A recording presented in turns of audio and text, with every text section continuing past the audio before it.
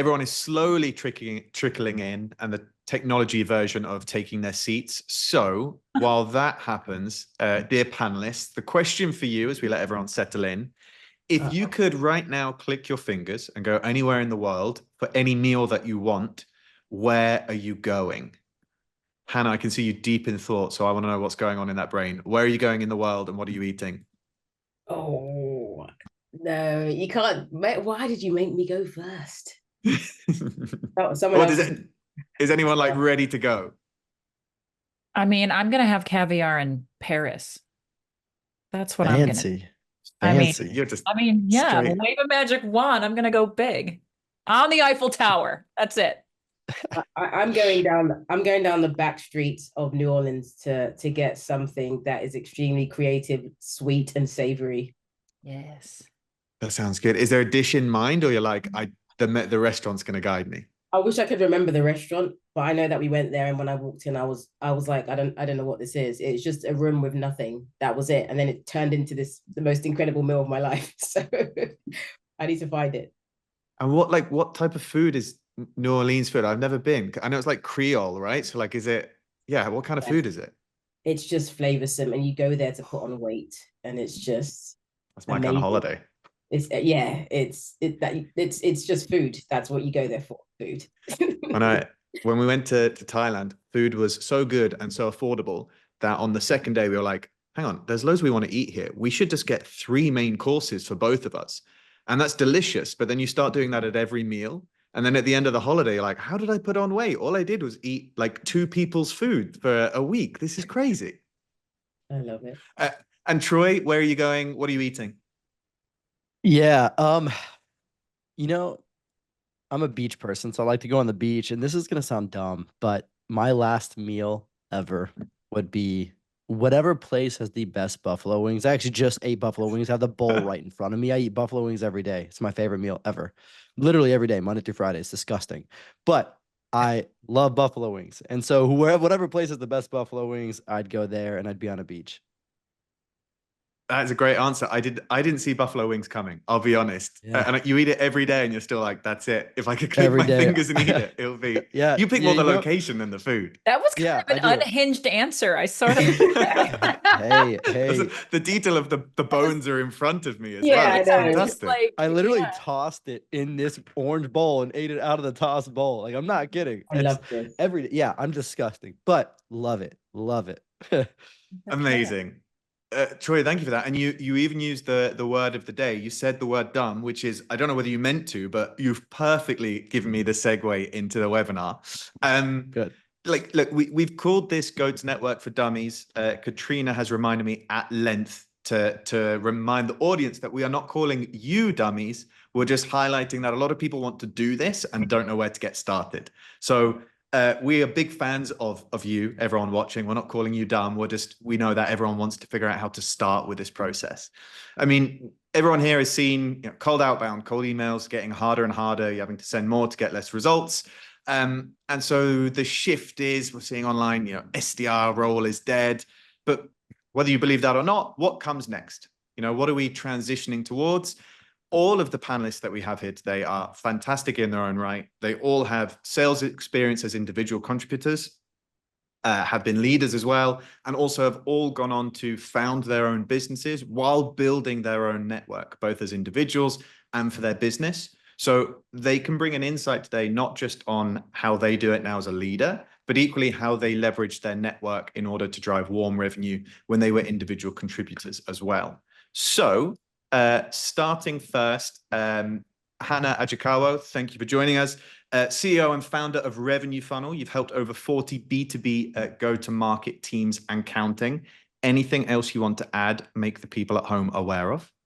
Yeah, I'm a mum to a beautiful boy called Gabriel, and he may show up. He says he won't. He always shows up. And if he brings a transformer, please do not entertain him, because he will take over the entire webinar.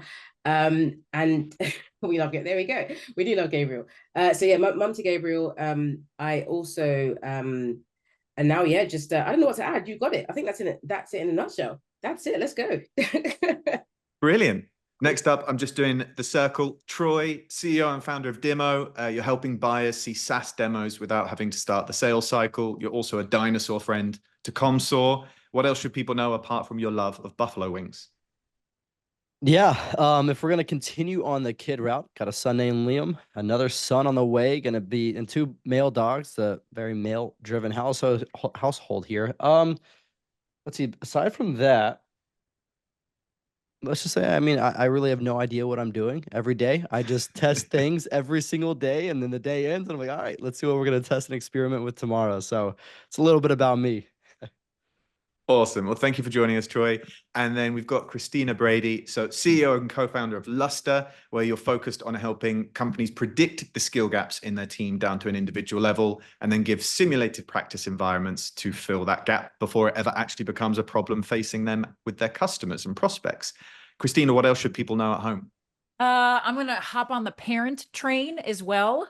I have a single 6-year-old, and he will be my only child because he was a terrible baby. And I'm going to tell him that. I'm going to be like, you want to know why you don't have a sibling? It's your fault. It's your fault because you were the worst. He's the best now. And then the other thing that some people may or may not know about me is I come from a comedy background. So I performed at IO and Second City for 12 years doing improv and stand-up and sketch comedy. And so if someone's going to say something avant-garde, it's probably going to be me. So Very cool. And you said Second City, right? So you didn't just do improv, like you did the creme de la creme. Like that's damn cool. the whole thing. Yeah. Look at that. Okay, well, I could talk about stand-up comedy for the whole session, but Katrina will get mad. So let's focus instead on go-to-network. Hannah, we're going to start with you. I'd love to get your thoughts on why you think some of these older sales tactics have stopped working over the last few years, and what can people start to do to transition away from them? Interesting times, right? It's I always say, like, I mean, I've been in sales for 16 years now, and I know Christina will be able to talk to this. Back in the day, you were taught the fundamentals. You were taught, like, you were taught how, your value proposition, how to show up. You were taught to understand the sort of buyer psychology. You were taught to, how you connect with prospects in various different ways. There was only really like one channel, two channels, like go up to them face to face or pick up the phone.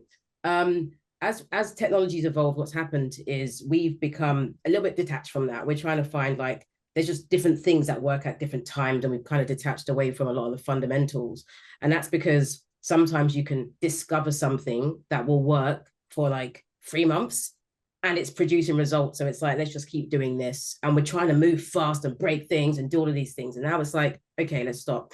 What we saw over COVID is people went crazy and was like, I need to buy stuff, I need to prepare for remote, and we need to do all of these things.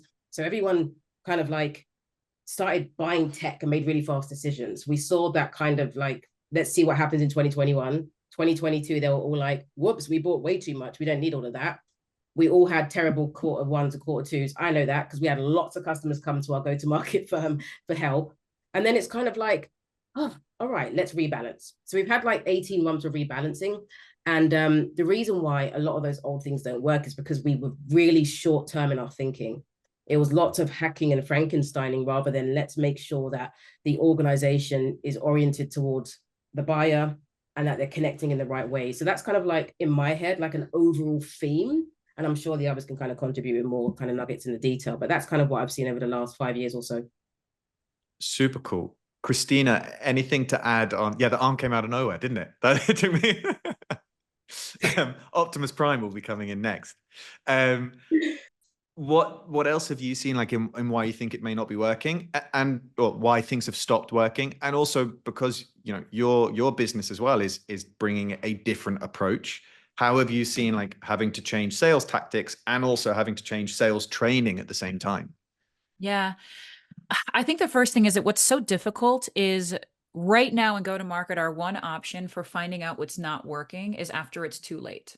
right? Like we found out that that sales process wasn't the right sales process. That was the wrong buyer. We didn't have product market fit. We didn't know our ideal customer profile. And so we're trying to jam revenue down any stream that we possibly can, which means we're not taking care of, are these the right buyers for the product right now? How are they going to impact the product roadmap? Are we going to build features for the loudest talkers that are going to impact who our core customer actually is? And then at the heart of all of this, you have your go-to-market team trying to figure out how to evangelize an ever-changing message to the market. And then we find out whether it works or doesn't when we hit quota or when we don't. And so we are so unbelievably reactive and inflexible because of that reactivity. And so the combination of those two things create a massive down spike in your go-to-market, your ability to create revenue. And so the whole idea behind what I think we need to do is how do we get ahead of the things that are going to impact or fuel revenue before the long tail metric of either hitting quota or not hitting quota hits. And the other thing that I will say is salespeople inherently on accident are selling based on how they want their buyers to buy. Versus how buyers actually want to buy. And the way that buyers want to buy changes every year to 2 years, and it's very different based on industry. And so it's difficult because being a former revenue leader of an org of 60 plus people, I know that I want everyone on my team following a process so that I can measure my business and have some element of predictability of my business. But then when you have a rigid process, it means you can't flex outside of that when your customers need to. And how do you even trust people to do that in the first place? And so we're kind of in a mess of our own making. And the only way to get out of that is how do we get ahead of identifying what's wrong when it's too late? Yeah, love everything you just said. Like I would just add as well, just on top, you add then VC rounds where we need to hit this revenue number by a certain date. And then people double down even more on stuff that's not working because they're like, hey, it worked last year. We only have 6 months. Let's just keep powering through. Yeah, or let's hire, you know what? We need more revenue. Let's hire 30 salespeople into a process that isn't proven, that has no velocity, that doesn't have conversion, where you don't have the win rates that you actually need, where you haven't proven out the product, and you don't have somebody to train them properly. But like, let's just throw salespeople at it or CS people at it, or let's spend $30,000 on a LinkedIn ad that you don't even realize is targeting the wrong people, right? So it's like we make these decisions in a vacuum without thinking. And I get it. Like as a startup founder, I get it. Do I have moments where I'm like, just do it? Like, yes, but you have to slow down and take a pause. Yeah. And I'd also add like your buyer often doesn't know what they want. And I don't mean like they're a dummy, you know, like on this topic, right? I mean, I've experienced it myself where we were selling one way, incredibly successful. And then all of a sudden we started losing deals. And we're like, what the heck's going on? A new competitor had come in with a different selling motion that the prospects just loved. And it was faster than our selling motion. If you'd asked the prospect what they wanted when we were selling to them, they said it was great. It would have been the Henry Ford. If you'd asked the customer what they want, they would have said a faster horse. Like someone turned up with the car and they were like, oh, actually, that's way better. And we just, in 1 quarter, had completely changed our sales motion to match it. Troy, I think this brings you in perfectly as well. Like you are changing the buying motion for SaaS products as well. I think I read when you got started as well, you build it using your network. You're driving home, you pinged, well, after you stopped driving, but multiple people to say, hey, would you want to use this platform? And you went from there. So tell us what your journey is with that. Oh, muted. You're muted. Of course. So yeah, I was gonna say, speaking of that, it's funny because the network is the only reason, and the network that I've built and the people that I've reached out to is the only reason why Demo is alive today. And I guess to kind of bring it all together is Demo was an idea. I hosted demo days. You're right. Like I was like, hey, I was driving home. I was like, oh, this is sick. I should go do demo days and make $5,000 extra a month, and then I'll be happy. I can go pay my mortgage, have a little extra cash, and I'm just a happy guy. But then that's when I reached out because I've been building on LinkedIn for a while and it's a lot easier. And I don't think that everybody should be building in public. It's not for everybody. And to be honest, it's like kind of embarrassing and weird putting yourself out there to strangers. I still think that every day when I post, but I reached out to Sarah Brazier. And I also reached out to her in 2019 when she was like just posting. I was like, your content's sick. She responded to me. I got a little high. I was like, yes, let's go. But all that to say, I reached out to her and I was like, hey, I'm building this company, or like the side gig. Do you want to make some side money with me? And she's like, absolutely. Like, why not? This sounds like a good idea. All that to say, she then brought in the CTO of the company of Demo. And I was like, oh my goodness, this is amazing. And then it just turned into this whole idea of, why don't we just change the way that buying is done? And whether it happens or not, I think it's going to happen at some point in SaaS, whether it's me, the next company, I don't know. But yeah, that's the whole journey of how Demo was started. And I don't think that if I reached out to somebody that was in my network or somebody that I barely knew, I would be here today. And it was like, I mean, it's life changing. I love it. And so staying with you, Troy, for now, like, are you still using kind of go-to-network as your growth strategy? Like, how are you scaling, getting more people on? Yeah, I mean, I would say at this point, 90% of our customers are all from relationships and my network, just from reaching out to people that I met over LinkedIn, or reaching out to people that know people that are just like, hey, they're, whether it's competitor or not, she's like, hey, like, I think even like when I spoke to Mac too, he introduced me to people. So yeah, almost all of our customers today are all from go to network. I haven't done any prospecting really yet. And so I don't know, we're going to keep running with this until we can't. Love it. Hannah, I'd love to get your thoughts from this from two sides. Like, one, I mean, you've got a fantastic social profile. I'm sure you're leveraging your network to bring in new customers, but equally you're walking into companies that, have fully fledged sales teams that have 7, 8 channels, and you're trying to teach them how to leverage their network. It's going to be different compared to the persona you've been able to build. And, I'm, this poor individual sales rep amongst 20 others in a mega corporation. Like, how do you do it? How do you teach others to do it within a business? Yeah, it's interesting because I mean, even just thinking, like, rolling it back a little bit when we think about network and why we do that, right? So firstly, we're trying to find the warmest route into start a conversation, because right now, I mean, even when I watch some people who have blue ticks on LinkedIn and they post content, I'm like, is it ChatGPT? Is that how you feel? Is that your expertise? Like, it's really hard. Like, I feel sorry for people who have big budgets and they have to spend right now, because it genuinely is hard. Even if you're going on companies' websites, you're like, is that you? Is that, like, have you done that? So the network allows you to bypass all of those obstacles and hurdles and those kind of anxieties that buyers are now feeling around can I trust you? So you inherently get trust when someone, if Christina says, hey, you're looking for go-to-market consulting, I was just on a panel with Hannah, she said something very specific. Actually, that's thank you, you've just saved me ages, right? So it's really about trying to get a warmer introduction to bypass those obstacles and get inherent trust. And then you talk and hopefully you show some credibility as well, right? So for revenue funnel specifically, is a bit different, because you're going in to start an engagement and you're already at 5 figures just to begin the conversation, right? So people have to really trust me, the people that I'm connected to, my ecosystem, to say, I think they can deliver on that result. And of course, I'm leveraging a lot of experience and expertise. And in a year's time, when we're much bigger, it'll be easier. It's still hard work. But then when speaking with customers, the hardest thing is, like, how do we track it? I don't want my people just sitting around like talking to their friends and trying to get into. I want to see the volume. I want to see those leading indicators, the things that Christina was talking about. So yes, we are trying to break away from those really rigid processes, but we still need to find ways to get visibility to track things. But on the other side, it's like, yeah, but a lot of the things that are working are not trackable a long time. So are not really trackable. And a lot of the go-to-network stuff, particularly people in the beginning, before they leverage platforms and stuff, it's actually quite hard to see, like, who are you speaking to? And that's not ICP. Think about it. You're not going to your ICP to get to go to network. You're going to someone, I'm going to someone that I can't sell to typically, to try and get an introduction to someone I can. That doesn't look very good internally if I'm looking at my RevOps dashboards to see, like, what you've been doing for the last few weeks. So it is we're at this interesting crossroads where we need internal trust.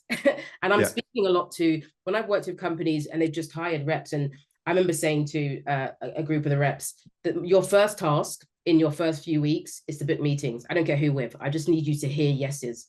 And they're like, really? I was like, anyone, just go and book meetings, get used to talking about what we do. It could be people that you worked with, it could be old bosses, just position yourself.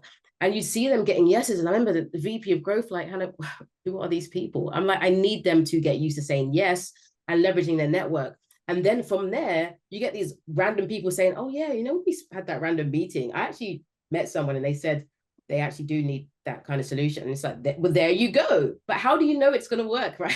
So that it's an interesting idea. And I think we're just at this point where we really have to build internal trust, provide some structure as well around what that looks like, and then a way to measure it and feedback to the business. But for me, like, it's definitely like, this is a go-to-market framework and thing that we have to be implementing, like properly implementing. Love it. Jumping to you, Christina. So let's imagine in a company, right? Sales reps.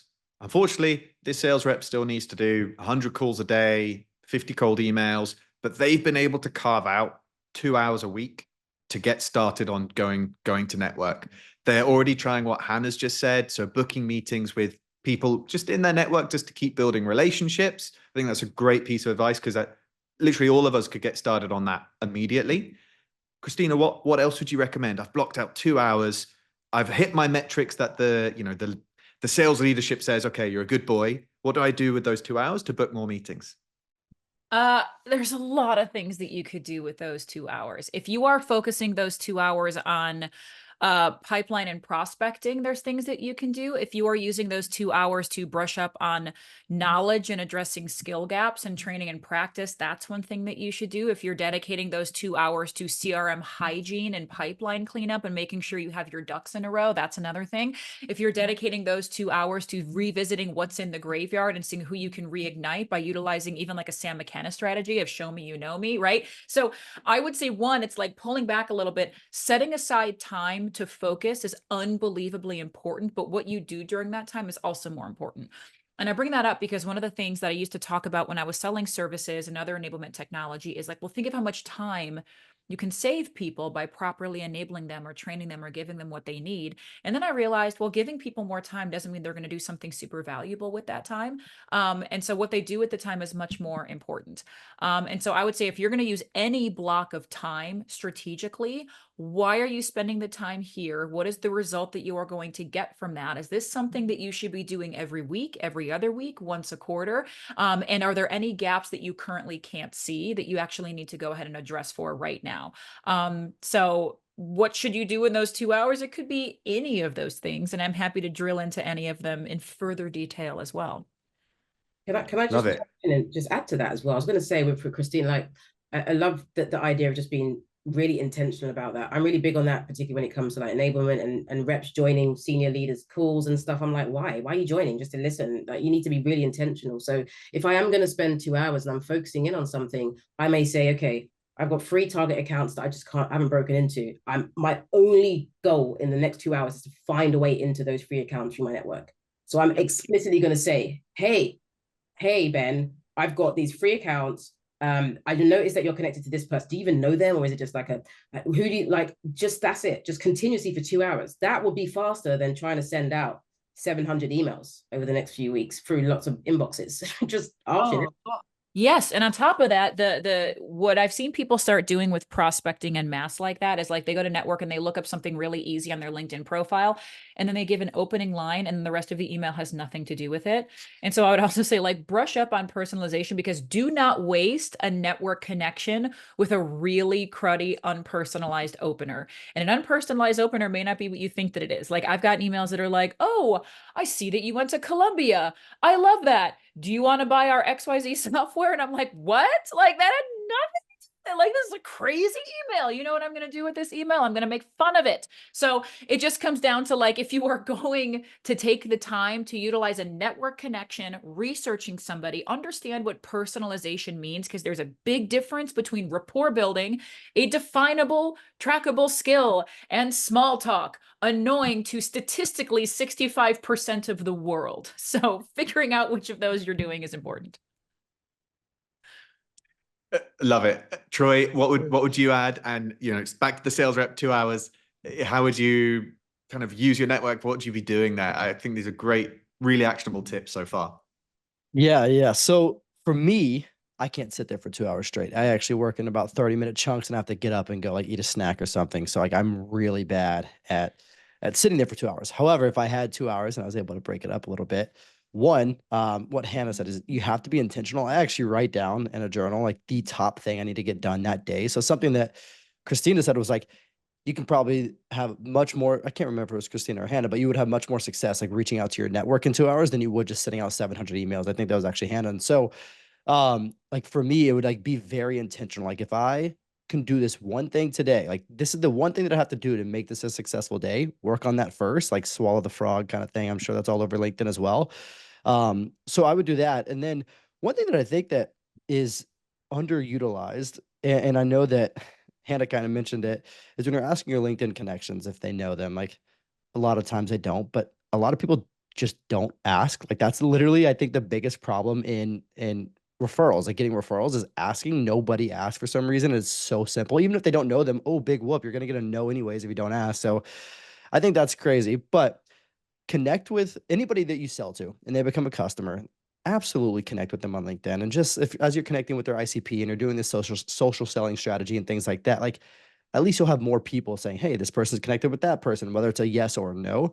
And then the second thing is if you can, like you have a lot of use cases and stuff on your website, connect with those people, all of those use case people on LinkedIn as well. Chances are because you work at that company, if they're still a champion of that company, they're going to connect with you. And then again, it's just more people that you can ask for intros. And if they submitted a use case, they'll probably give you an intro to people if they know them. Even if they don't, I've had a lot of people just say, look, I don't really know them, but I'm more than happy to put in a good word for you. And like, that's better than nothing. Right. And so if I had 2 hours, one, I'd break it up into chunks, but I would definitely focus on like, where's the lowest hanging fruit and what is going to be the hardest thing to tackle, or the thing that will give me the highest outcome. Let me tackle that in the beginning and then move on to the next task.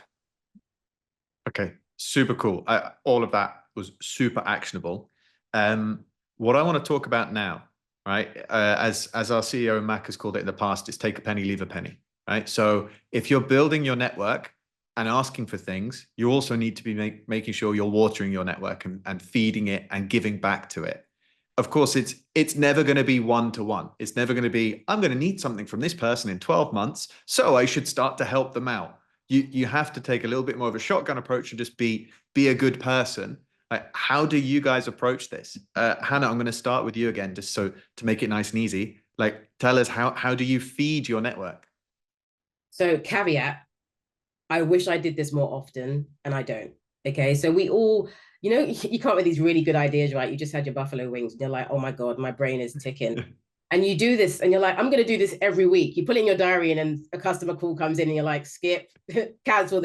So caveat, I do this, but not as often as I want to. So one thing that I actually did as an example, I met a lot of people June and September's event season, right, in our industry. So lots of stuff happening. And I was like, okay, I need to make sure that I don't just let them die from all these connections, like meeting different places all around the world. So one thing I do is I actually create a message that I send to everyone. But if I did have a proper interaction with them that I remember, I will call that out to personalize to some degree. So I put we're connected, like really love meeting you. It was hilarious having those shots by the bar. And then it's like, here's what I can do for you and potentially your network. And I usually put like 3 or 4 points and I have it saved in my Apple Notes. And then I say, here's things that I'm looking for or focused on over the next like 6 to 12 months. And it's so interesting. So one, I had someone book in just from those messages. I sent like 20 or 30 messages, all the same, the majority of them, 1 or 2 were personalized. I had like someone booking, I had 2 people booking consulting calls through my paid link. I was like, oh shoot, like what's happened on Stripe? That was the first thing. The next thing I had someone say, oh, we actually need someone to come in and speak to our team. I had someone else say, oh, I love that you mentioned that. I just want to put you in touch with these other people. I didn't know you work for Sisters in Sales. And just all these things started happening. But make sure that it has to be genuine, like genuinely say like, hey, I share content, on LinkedIn almost every single day. I have a newsletter. It focuses on this. I also provide like free tips in here. There's lots of resources on my page if you click images. And then I said things that I'm focused on, like looking to explore more with larger organizations in this. Like, just be freaking honest. Like, you don't have to be like, let me try and beat around the bush. And the message breaks all the rules of LinkedIn. But it's different when it's a connection already. Like, it's not an invite. It's a first level connection. And you're being honest. Like I use my emojis. I always use dance emojis. That's me. Like I just was true to myself. And with some people, I sent voice notes as well. So just be honest. What can you give and add value, and how can you add value? What do you need? Because that's what connections are about. It's not, it's, you know, give a penny, leave a penny, right? And then be on your way. It works. So yeah, stuff just happens. It's really random. Love it. And again, super actionable. Christina, what do you do? How do you feed your network? One thing that I would say is to comment and support other people and what they're posting as much as you comment. Don't make a post on LinkedIn and then just abandon that post while people are engaging. Like, go back and engage with people. And then I actually spend more time supporting and learning from the people in my network on various channels than I do even contributing, because I want to make sure that I'm consistently a voice with the people who have personally fed me, vice versa. I want to make sure that I'm always showing up to support somebody wherever I can. So the first thing is like, do what you say that you're going to do and aim to give first in order to get. So I know that if I spend time deliberately going and supporting people in any way that I possibly can, I know that in some way, shape, or form, I'm going to get that back. And even if I don't, like, we're all here to lift each other up, right? And so part of that is, what good can I do in the world? Like, how many people can I make smile today? How many people's idea can I support? On the flip side of that, you don't serve your network by saying yes to everybody and burying yourself. And so that's the other thing, is I think all of us have moments where we get a lot of people that are like, I need your advice. Can I bend your ear? Can I steal 20 minutes? Can I? And exactly. And it's like I used to always have the urge to say yes to all of that, because if people are reaching out to me for help, what a gift to be the kind of person that someone thinks about when they're looking for help or support or guidance. And I never wanted to let people down. And then I realized, when I can't show up to those meetings, or when I show up and I am metaphorically in a garbage can and I'm not showing up as the best version of myself, that doesn't help them either. So putting up boundaries and learning how to kindly say no, or kindly say, I can't prioritize this time, and openly communicating about that is very, very important. And the last thing that I will say is, you can't fake a network. You can't buy your way in. You have to genuinely take the time and do the work to build up an element of trust and show people who you are. And that takes time and a lot of doing what you say that you're going to do. Love it. I particularly like as well adding in the, there's only one of you, and you've got a network of thousands. You need to protect your time, and so that you can actually be really helping people instead of spreading yourselves thin. So I think that's really good as like not a counter metric, if you will. Like, how much can I help people, but how can I be making sure I'm looking after myself in the process? Troy, how about yourself? Yeah, so I'm guilty of that. I spread myself way too thin. But all that to say is, I think that I have a couple different things here. So one is kind of to piggyback off what Christina's saying, of like, just give. And that's kind of how I am. So I'll give an example here. So we have an agency that's offshores, and they redesigned our website. And I've introduced them to 15 different SaaS companies, and they actually asked for like 12 more today. And if I have an introduction to them, or I know the person, I'm in this weird position where, like, now I have connections with all these people because Demo has a lot of companies on the site. But I've given him so many introductions, and he has 4 customers that have already closed from that. And it's like, it's because he's just asking. So that's like a really good example. And I'm just giving to him, and he's giving me just as many customers my way. So he's like, hey, here's a SaaS company that we just built their site for. You should reach out to them. Here's the person to reach out to. So it's like this, we're both just like giving and getting, right? And once you have that going, it's like this flywheel that just keeps on going. That's one. And I think another thing, I come from selling cybersecurity. And so your network is like, it's huge, right? So you go from one company and you have a cybersecurity contact, and when you leave that company, if they trust you, right, and you've helped them out, they're going to become a customer at whatever company that you go to. Like, that's almost how it works every single time in cybersecurity. But one thing that I like to do, and I did it once before, was kind of talk about this whole give to get. Like, I give them a way out. So it's more so like, hey, like, I know this is a really big ask, and honestly, it's kind of uncomfortable asking you this, but I noticed that you used to work with X, Y, and Z, and I think we can help them with, pain 1, pain 2, whatever, would you mind making an introduction? I can help you write that message. Like something like giving them a way to just be like, yeah, that kind of is uncomfortable. I think that's one thing. But anytime somebody does give me an introduction, you, especially like if you're at a W-2 and you're in a sales company, like I will give them a Starbucks gift card, or I'll give them a lunch gift card afterwards without them even asking. It's like, hey, thanks for that introduction. Enjoy lunch on me. Like something nice. And they never asked for it. They had no idea it was coming, but it's just a nice gesture. I think it has a good impression.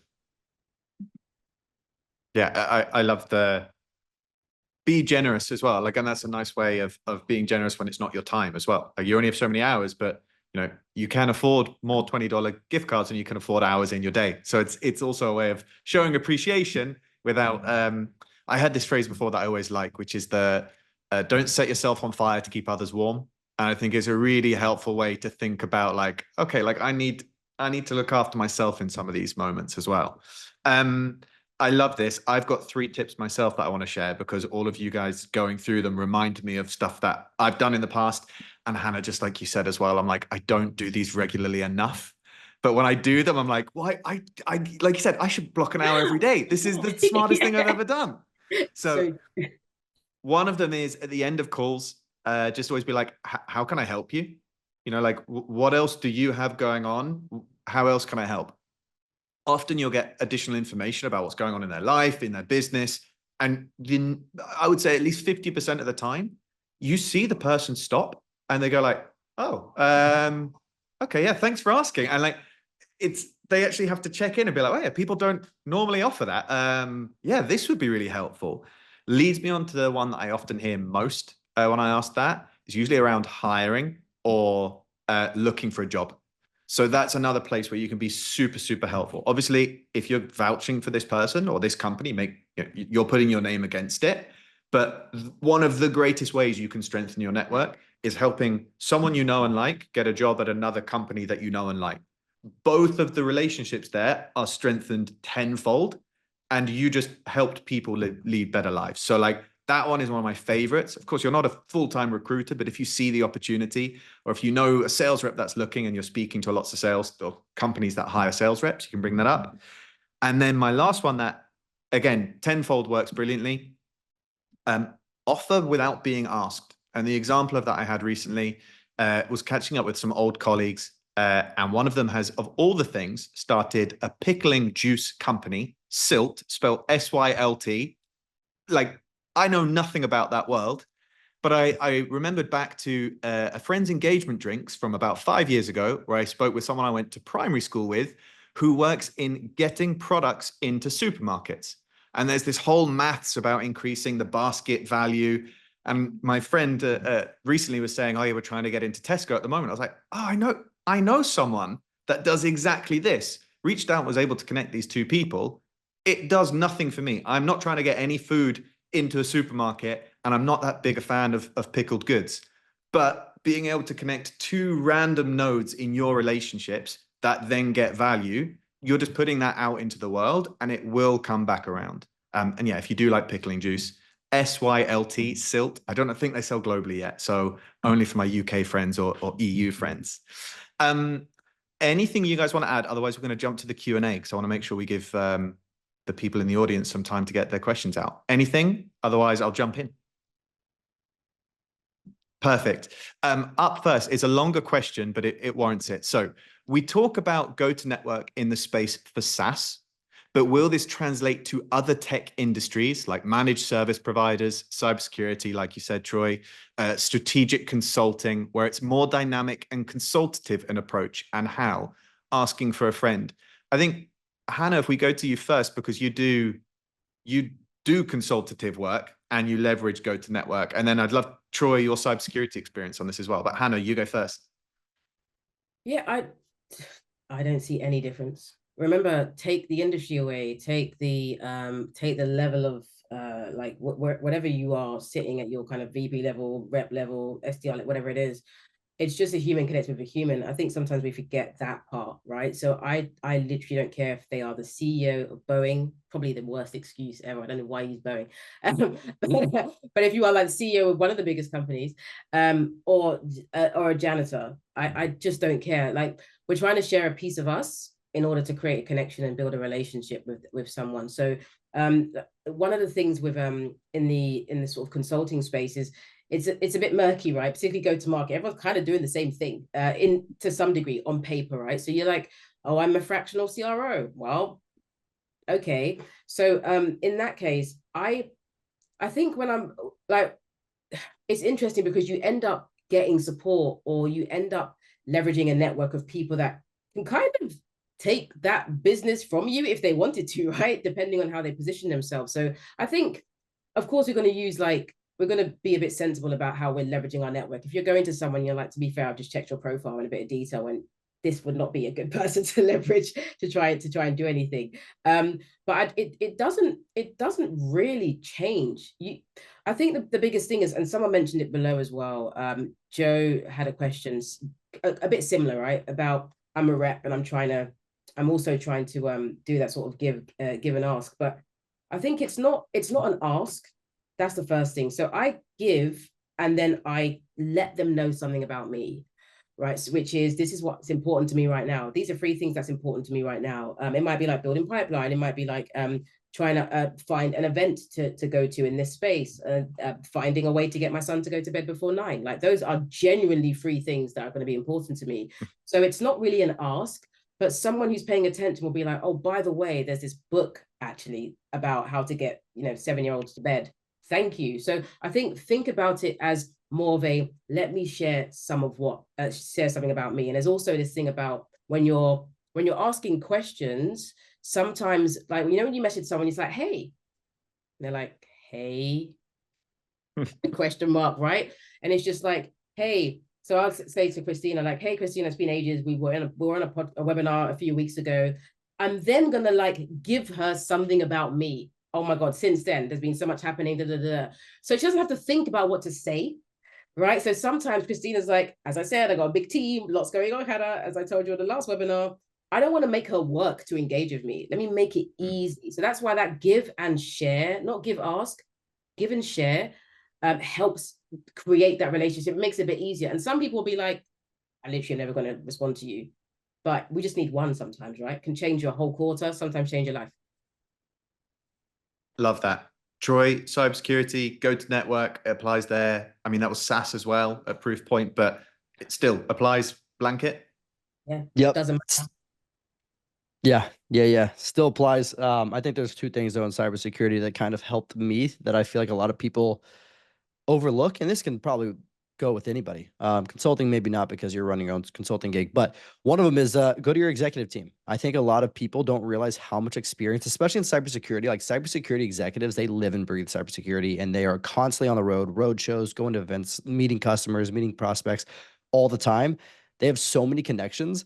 And a lot of times I would go up to my CRO at Proofpoint, and I would ask him for introductions, or for him to just, I'll ghostwrite him an email to then email a prospect of mine. And that would somehow just create some sort of opportunity or a meeting, because it's more of like this executive to executive chat. So that's one thing. And then another thing that really helped was I joined like a local cybersecurity. It was called CSA, Cloud Security Alliance, here when I was in Raleigh, North Carolina. Just a bunch of local cybersecurity people. And that led to a lot of introductions and a lot of people that knew people, and it just, everything worked out. So those are like the 2 things in cybersecurity that really helped me leverage my network. Love it. I mean, you gave a great example there. Find a local network. Like, we talk about go to network as this concept in the cloud. Like, the network can be a literal physical place of people in a room talking about the topic. And I'm glad it took us longer than, I mean, I didn't even think about that until 45 minutes in when Troy mentions it. Christina, what would you add? I kind of feel like they nailed that. I'm like, if it's perfection, we're not going to mess with it. Love it. Then I will give you the other question we've got in the Q&A at the moment, which is, how do we / can we qualify the coffee chats that came out of COVID like we would going to the network events? And while you answer that, we've got a poll out to the audience. Mm-hmm. Everyone answer the poll. What I will say is, so I believe this question, it disappeared, is talking about when someone is reaching out to me and saying, hey, let's have a coffee chat, let's have a connect, and you're trying to protect your time.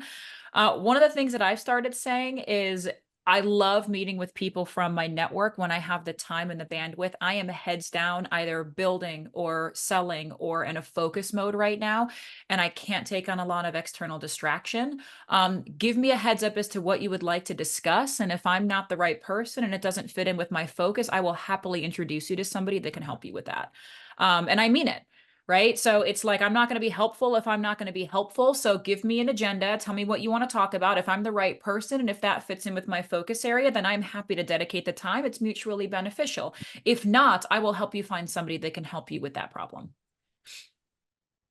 Love that, because it's super respectful of your time while also being like, I am being as helpful as I can. This is the right structure. Yeah. We're going to save, well, first of all, very cool. Thank you for answering the poll, everyone at home. We're going to save 5-10 minutes at the end. So we're going to go round one by one at the moment. Hannah, you're going to go first. This is my warning to you. What is the one key takeaway that you hope everyone listening gets when it comes to go to network and no longer being a dummy doing it? Maybe the last point I made around, just remember, you're just trying to create a human connection. And when you take away all of the, I guess, some of the anxiety and the, oh my God, it's business and my target away from it, it's just like, hey, this is what I usually do on LinkedIn. Can you recommend a better way for me to do it? And also, here's a few things that I'm thinking about or I'm focused on right now, hoping like this is the way that you like to use LinkedIn. Because sometimes I will say that to people, like, I'm not sure what the reason is for you being on LinkedIn, but this is how I like to use it. I tend to share stuff and then I get into my ask. And again, because some people are like, I only connect with people that I know. I don't even know why you're connected with me. Goodbye. So you have to be, you gotta be a little bit careful sometimes. It's happened like twice. Yeah, but I mean, that person, you were never going to have a business interaction with that person anyway, by definition, because when you tried to have the business interaction, they said no, thank you. So nothing wagered, nothing lost, I think is the phrase. Exactly. Christina, you're unmuted, so I think you're ready to go with your one key tip. No, this is a good thing. That means you're ready to fire away. But this is first thing that cracked me up. I had somebody do a connect request and I accepted it, and then they messaged and said, I only connect with people that I know, so in order to maintain this connection, we need to have a 30-minute meet and greet. And I was like, I guess we don't need to maintain this connection. I don't care. Like, I like that wild approach. It's a wild approach. I was like, we're not gonna do that. My tip is quick, right? I talked about this idea of small talk versus rapport building, especially if you're leveraging network connections. Understand the difference between those two things. If you don't know the difference between those two things, I will help you get someone to help you, but they are very, very different in a business sense. Love it. Troy, your one key tip that you hope everyone at home takes with them. Yeah, I'm going to post a message that I like to use for customers to get introductions. But my one thing is, everyone ask for 5 introductions by the end of the day. I promise it'll take you less time than researching an account and then trying to find something relevant to reach out to them about and things like that. So like my challenge / tip, I guess, is ask for 5 referrals or 5 introductions to somebody else by the end of the day. It's kind of late over there, but over here it's not even 1 yet. So I still have 4 hours. So just 5 literally will take you 30 minutes, I promise. And then let me know what your success rate is. I bet you it's way more than your cold emails. I love it. Troy, I'd like to ask you to make sure you ask for 5 referrals as well and let us know how it goes. I will. Awesome. Thank you for answering the poll questions as well. In terms of the session now with the panelists, thank you so much for joining. Hannah, Christina, Troy, this was awesome. It was exactly the style I like, where it's really conversational. You're sharing genuine things that you do, and that's what makes it so powerful. You guys are all fantastic at what you do. So being able to get inside your process, I really appreciate. So everyone in the chat, please give a thanks to these lovely, lovely people. And of course, follow them on LinkedIn. They all share regularly fantastic content that you will learn from. Lovely panelists. I'll go one by one. Hannah, what should people know? What's the phrase you use? I've already forgotten. How can they help you, or what are you interested in? What was it that you say in your message?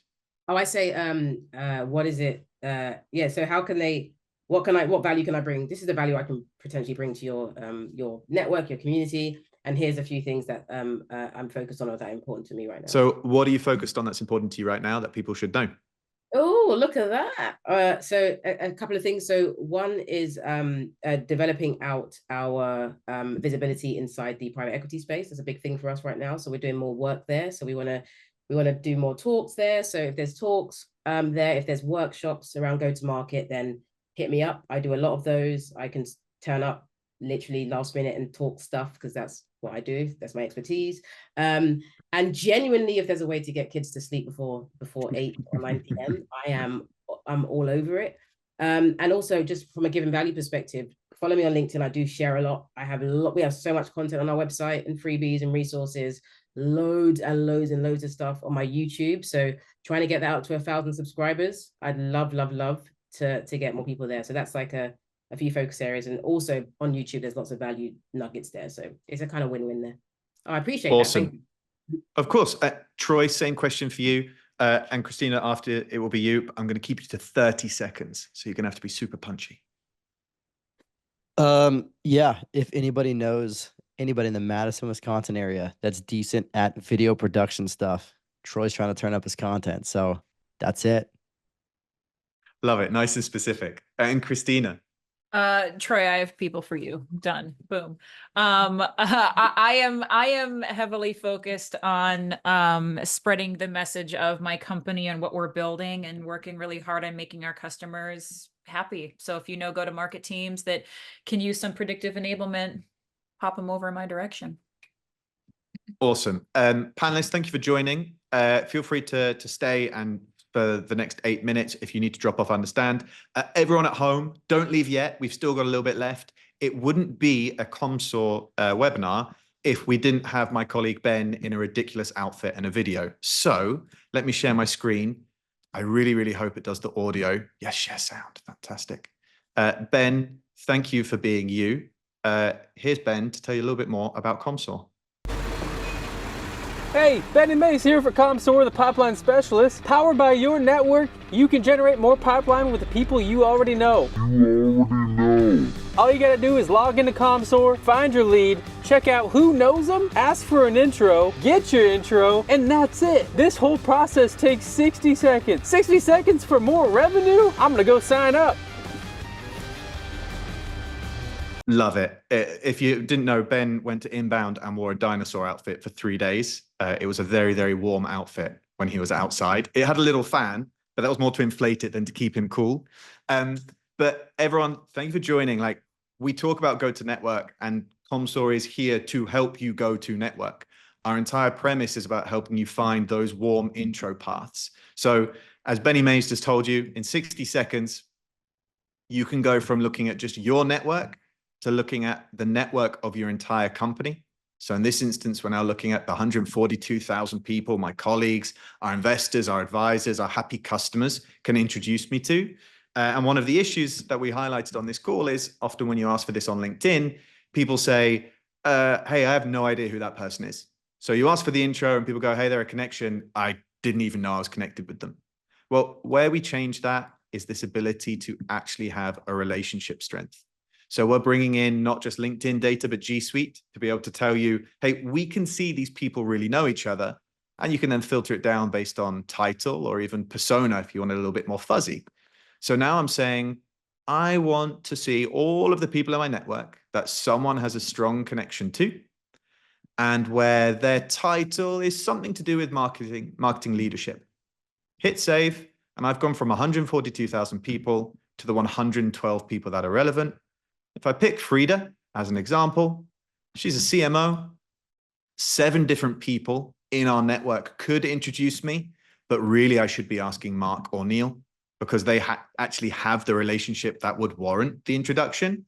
As we talked about at the top of this, so much of it is about transferring that trust. So I could ask Mark to introduce me, but if the trust isn't there, he won't be able to do it, or why should Frida take that?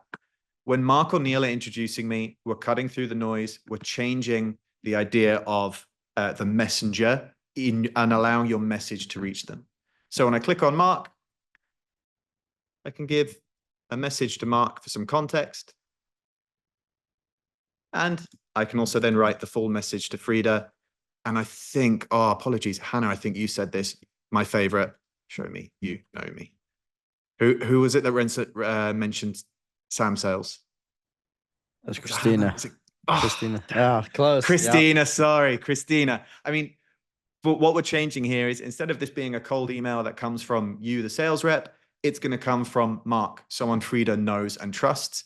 And if you want something that Troy mentioned, you can even change who that initial request is coming from. So now Mac, our CEO, is asking Mark for the introduction to Frida.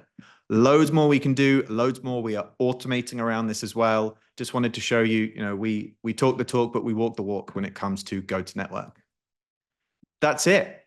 Everyone, thank you so much for joining today. If you want to know more, of course, feel free to reach out. This was recorded. You'll get a copy of the recording. Hello, if you're watching the recording.